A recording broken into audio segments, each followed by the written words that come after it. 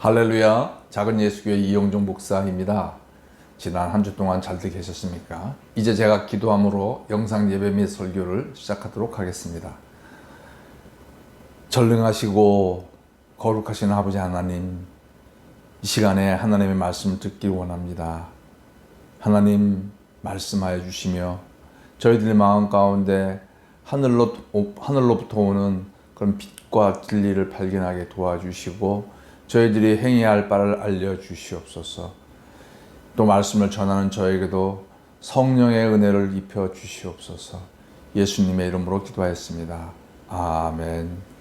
오늘은 출애굽기 15장 22절로 27절 말씀이 되겠습니다. 제가 봉독하도록 하겠습니다. 모세가 홍해에서 이스라엘을 인도하며 그들이 나와서 수르 광야로 들어가서 거기서 사흘 길을 걸었으나 물을 얻지 못하고 마라에 이르렀더니 그곳 물이 써서 마시지 못하겠으므로 그 이름을 마라라 하였더라. 백성이 모세에게 원망하여 이르되 우리가 무엇을 마실까 하며 모세가 여호와께 부르짖었더니 여호와께서 그에게 한 나무를 가리키시니 그가 물에 던지니 물이 달게 되었더라. 거기서 여호와께서 그들을 위하여 법도와 율례를 정하시고 그들을 시험하실세 이르시되 너희가 너희 하나님 나 여호와의 말을 들어 순종하고 내가 보기에 의를 행하며 내 계명에 귀를 기울이며 내 모든 규례를 지키면 내가 애굽 사람에게 내린 모든 질병 중 하나도 너희에게 내리지 아니하리니 나는 너희를 치료하는 여호와임이라. 그들이 엘림에 이르니 거기에 물샘 12과 종려나무 70그루가 있는지라. 거기서 그들이 그 물 곁에 장막을 치니라. 아멘. 이스라엘 민족이 홍해의 놀라운 기적을 보고 이제 모세의 인도에 따라서 광야로 들어갔습니다. 한 3일길쯤 갔어요. 이 홍해에서 마라까지는 약 50km 정도 된다고 합니다. 지금도 이 마라라는 곳에 우물이 있습니다. 그런데 이 성인이 가면 하루면 갈 수 있는 길을 왜 이렇게 3일씩 걸렸을까요? 그것은 200만에 되는 사람들이 속에는 어린아이도 있고 노인도 있었습니다. 그리고 가축들이 있었어요. 그리고 낮에는 40도, 50도 되는 떼약빛이 비치고 있었기 때문에 빠른 속도로 갈 수가 없고 천천히 가야만 했습니다. 그리고 밤에는 영하에 가까운 추위가 있었기에 그들은 또 멈춰 섰어야만 했어요. 그래서 이 200만에 되는 사람들이 가축과 함께 이제 마라라는 하는 곳을 향해서 갔던 것입니다. 그곳에는 물이 있었던 것이에요. 이제 그들이 그 우물을 발견하고 도착했을 때 허겁지겁 물을 마셨습니다. 200만에 되는 사람들이 물을 마셨으니까 얼마나 이제 막 허겁지겁 사람들이 그 물을 봤을 때 반가웠겠어요. 근데 물을 먹었는데 쓴 물인 거예요. 먹을 수가 없어요. 이 마라의 이 쓴물에 대해서 많은 신학자들이 설교도 하고 해석을 하지만 정확하게 왜 이 물이 쓰게 되는지는 누구도 설명을 하지 못합니다. 어떤 고고학자는 지금도 그 마라에 있는 그 우물에는 상층부는 민물이지만은 하층부는 이 바닷물이라고 합니다. 그런데 이제 그것을 몰랐던 이스라엘 민족들이 그 허겁지겁 물을 푸다가 그 바닷물과 민물이 섞여서 결국 바닷물이 쓰죠. 먹어보면 짜면서도 씁니다. 쓰게 느낍니다. 너무 짜면 우리 입맛이 쓰게 느껴져요. 그런 것 아닌가라고 이렇게 추측을 하는 고고학자들도 있습니다.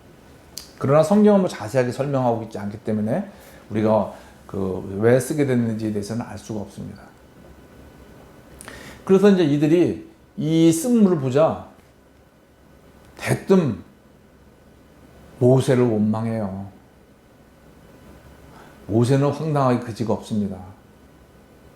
아니 왜 나를 원망해? 내가 뭐 물을 쓰게 했나? 아니 그것도 한두 명이 원망하는 것도 아니고요. 20명이 원망하는 것도 아니고요. 지도자들이 와서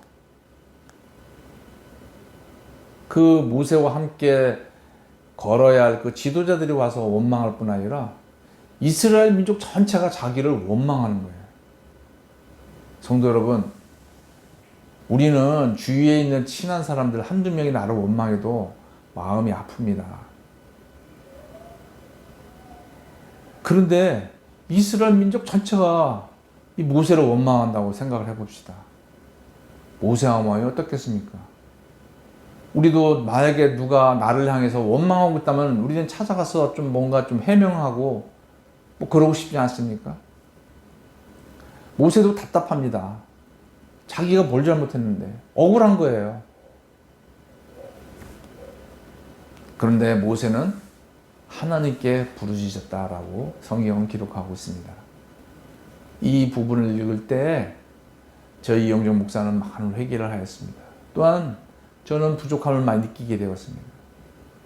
제가 억울한 일을 당하거나 힘든 일을 당하면 저는 사람들한테 나는 억울하다.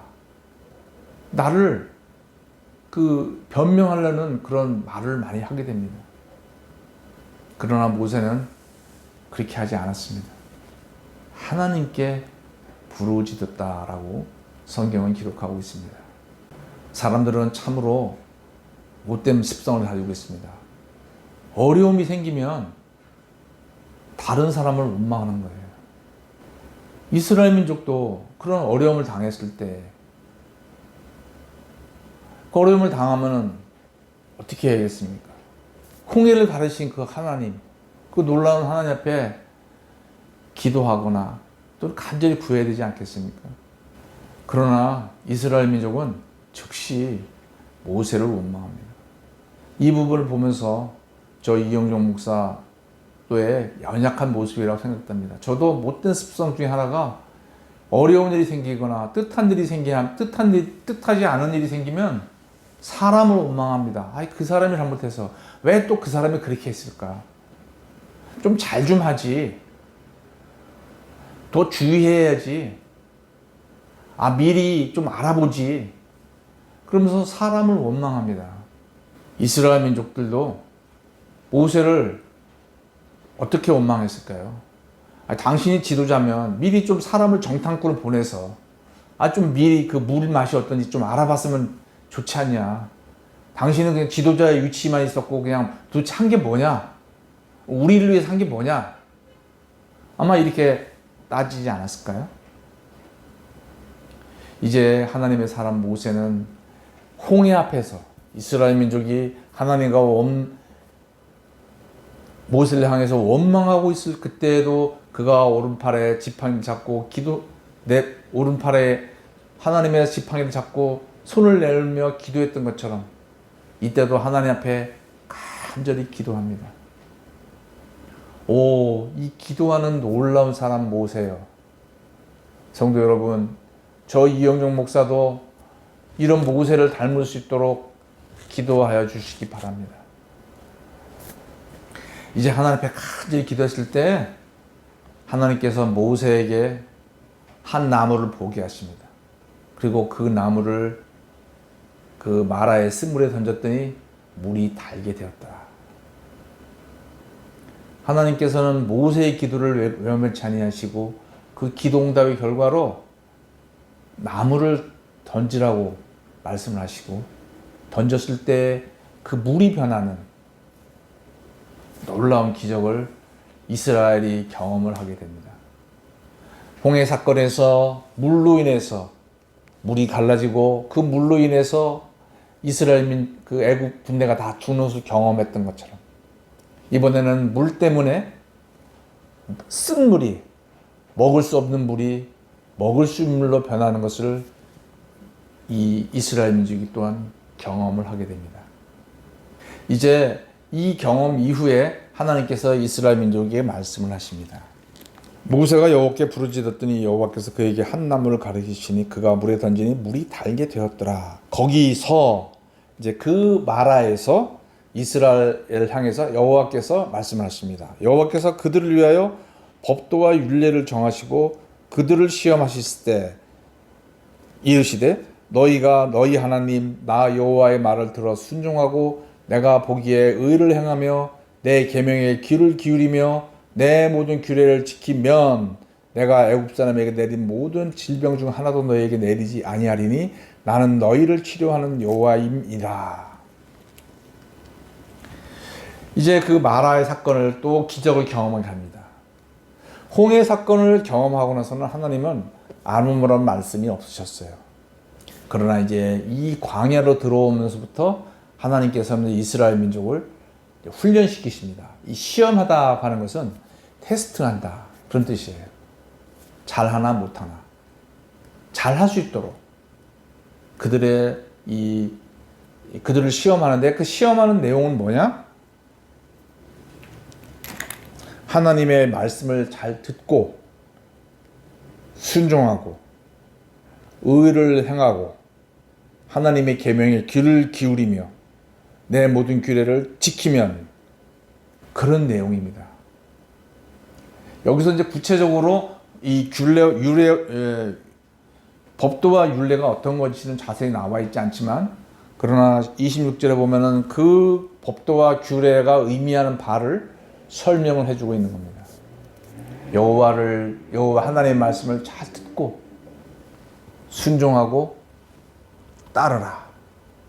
한번 이스라엘 민족을 생각을 해보겠습니다. 이스라엘 민족은 433년 동안 이집트 생활을 했습니다. 어떤 생활을 했을까요? 그들의 종교는 그들의 조상 아브라함, 이삭, 야곱이 믿었던 하나님을 섬겼습니다.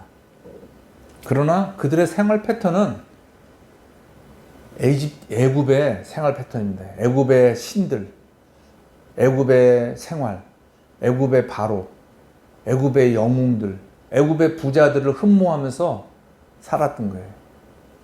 그들의 생각 가운데는 하나님이 있었지만 그들의 몸과 그들의 마음을 사로잡는 것은 애굽 생활을 하면서 보았던 그 부귀영화.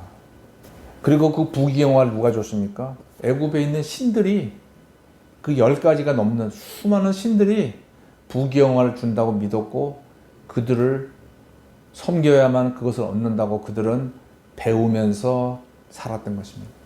그래서 이스라엘 민족은 자기들의 이 머릿속에는 생각으로는 하나님을 섬긴다라고 생각했지만 그들의 몸은 이집트에서 여러 우상들이 주는 그 부귀영화를 추구하는 그런 이중적인 삶을 살고 있던 것이에요. 이 얘기를 들을 때 좀 무슨 생각이 드십니까? 혹시 우리 그리스도인들하고 비슷하지 않을까요? 우리도 마음으로는 하나님을 섬깁니다. 그러나 우리의 생활 패턴은 세상에서 요구하는 그런 패턴을 쫓아요. 우리 마음 가운데 부러워하는 게 뭡니까? 정말 믿음으로 살았던 그 신앙인들이 부럽습니까? 만약에 정말 그런 마음을 가진 분이 계시다면 정말 존경합니다. 계속 그런 마음을 유지하시기 바랍니다. 그러나 대부분 이영종 목사를 비롯해서 많은 사람들은 하나님을 섬기고 하나님을 따라야 되는 건 알지만 부러워하는 거는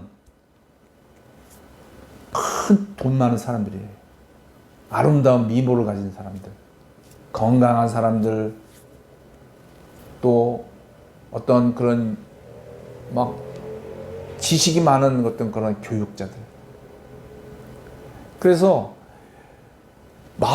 생각으로는 하나님을 섬기지만 정말 정작 마음 깊은 곳에 부러워하는 거는 자식이 잘 되고 내가 잘 되고 돈이 많아지고 건강해지고 이런 것들. 이스라엘 민족도 애굽에 살면서 이런 이중적인 가치관을 가지고 살고 있었던 거예요. 그들이 믿었던 하나님은 이집트의 그 신에 비하면 너무나 초라하게 느껴졌던 것입니다. 왜냐하면 자기들의 위치가 노예였잖아요. 자기들이 믿는 하나님은 너무 시시하게 여겨지고 세상에 있던 그 신은 엄청 높게 여겨졌던 것이죠. 그들의 마음 가운데 하나님이 차지하는 위치는 너무나 적었던 것입니다. 오늘날 우리 신앙인들도 이런 갈등을 겪습니다. 하나님을 믿습니다. 그러나 24시간 동안에 우리의 마음을 좌지하고 우지하고 우리의 감정을 움직이고 우리를 힘들게 하는 것은 하나님이 아니에요. 외부 세계에 있는 많은 것들이죠. 이제 이스라엘 민족에게 하나님께서 말씀하시는 것은 바로 이것입니다.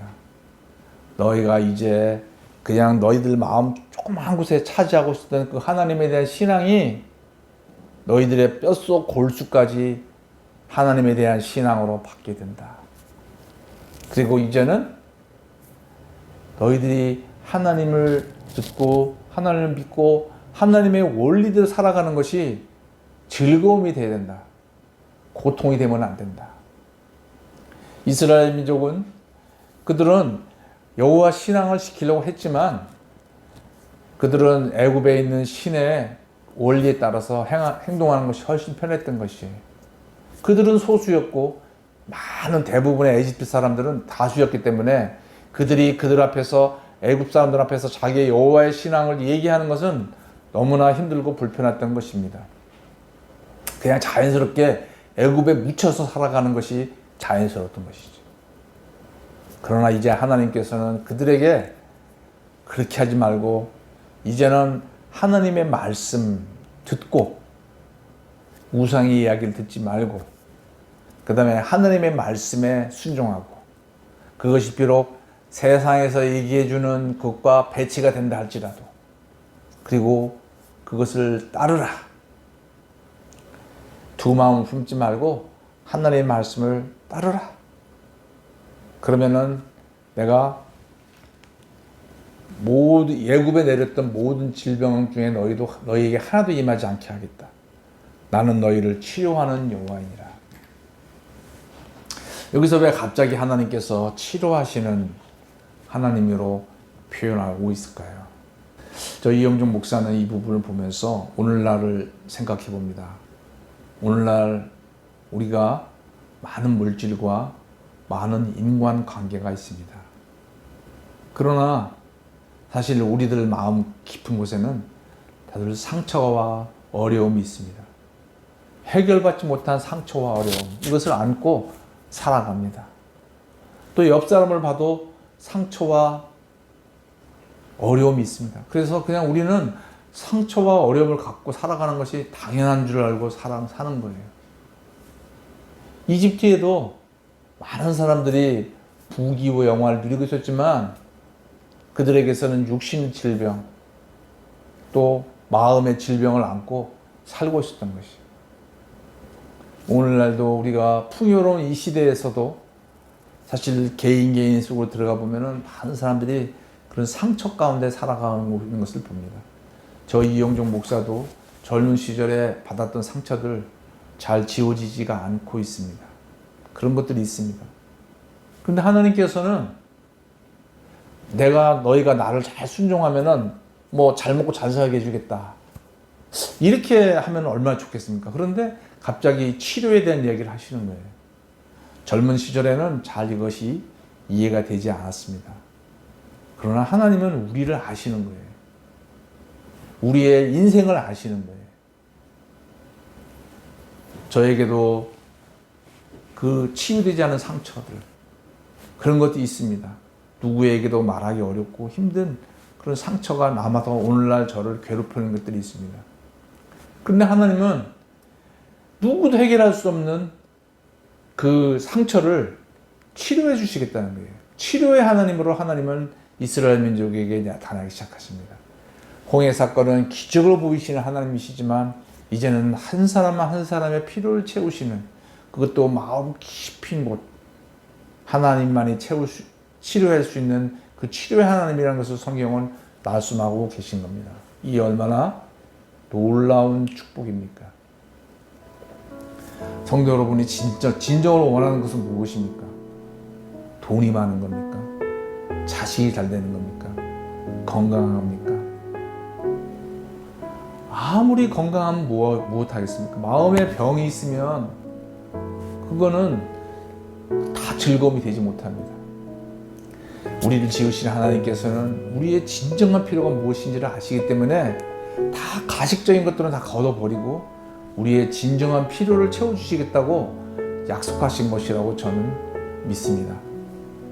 성도 여러분, 우리가 하나님의 말씀대로 살아가고 믿음으로 살아가는 것은 어려운 일이 아니라 정말 우리 마음 가운데 있는 상처가 치료되는 그런 귀한 보약과 같은 말씀이라고 생각이 됩니다. 오늘도 상처를 안고 살아가시는 성도님들이 계신다면은 그것을 어디서 해결을 하지 마시고 하나님 앞에 나아가서 하나님, 제가 어떻게 해야만 하겠습니까? 제가 혹여나 순종하지 못한 어떤 말씀이 있어서 그렇습니까? 그러면서 하나님 앞에 나아가서 하나님의 말씀을 듣고 그 주신 말씀을 우리가 순종한다면 분명히 우리들 마음 가운데 그 치유되지 못한 상처를 하나님께서 치료해 주실 줄로 믿습니다.